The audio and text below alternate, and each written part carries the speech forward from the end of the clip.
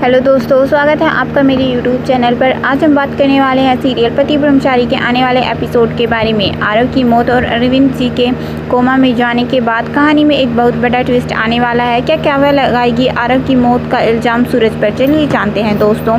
Episode में हम देखेंगे कि अपने पापा के कोमा में जाने के बाद सूरज पूरी तरह बौखला गया है। वो मंत्री से स्कूल की ज़मीन के बारे में पूछने जाता है और कहता है कि आपने कहा था बिल्डर ज़मीन खाली कर देगा, लेकिन वो तो वहाँ बड़ा प्रोजेक्ट बना रहा है। सूरज कहता है कि मेरे पापा गरीब बच्चों के लिए स्कूल बनाना चाहते थे।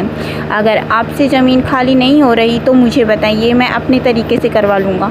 मंत्री जी कहते हैं कि तुम उस ज़मीन को छोड़ दो, मैं तुम्हें कहीं और ज़मीन दिलवा दूँगा। मंत्री जी के टेबल पर पैसे से भरा बैग देखकर सूरज का गुस्सा सातवें आसमान पर पहुँच जाता है। वो मंत्री जी को खरी खोटी सुनाता है और कहता है कि आप जैसे नेताओं की वजह से देश खोखला हो रहा है।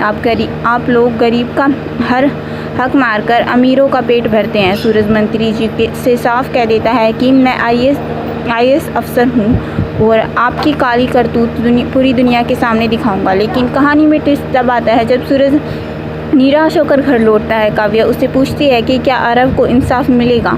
सूरज कहता है कि पूरा सिस्टम ही करपट है और उस मंत्री का ही इस साजिशों में सबसे बड़ा हाथ है। यह सुनकर काव्या पूरी तरह टूट जाती है और सूरज को सुनाती है कि इतना बड़ा आईएएस ऑफिसर होने का क्या फ़ायदा जब दिन दहाड़े आपके परिवार को गुंडे मार रहे हैं। काव्या कहती है कि जब आप गुंडे थे तब लोग हमारे परिवार की तरफ आँख उठाने से भी कांपते थे। सूरज भी अब बहुत निराश हो जाता है और सोचता है कि ना वो अपनी बहन का सिंदूर बचा पाया और ना ही अपने पापा का सपना। उसे लगता है कि इस देश में कानून के सहारे कभी इंसाफ नहीं मिलने वाला। तो दोस्तों, क्या सूरज आईएएस का पद छोड़कर फिर से गुंडा बन जाएगा?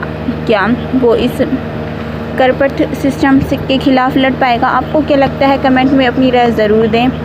वीडियो को लाइक करें और सीरियल की ऐसी ही नई ट्विस्ट के लिए चैनल को सब्सक्राइब करना ना भूलें। मिलते हैं अगले वीडियो में, तब तक के लिए बाय बाय।